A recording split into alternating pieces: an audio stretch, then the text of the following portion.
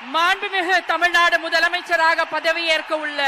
திரு C Joseph Vijay அவர்களை வருக வருக என்று வரவேற்கின்றோம். We extend a hearty welcome to the honorable leader of the opposition.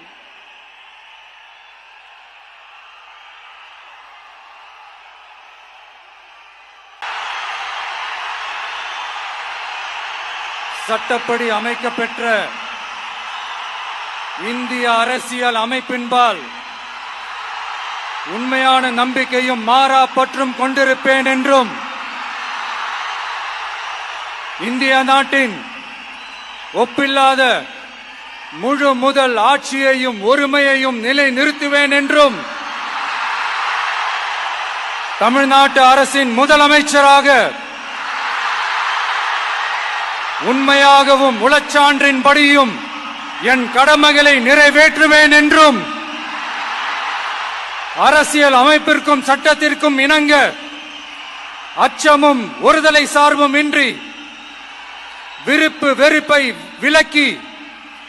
பலதரப்பட்ட மக்கள் அனைவருக்கும் நேர்மையானதை செய்வேன் என்றும் ஆண்டவன்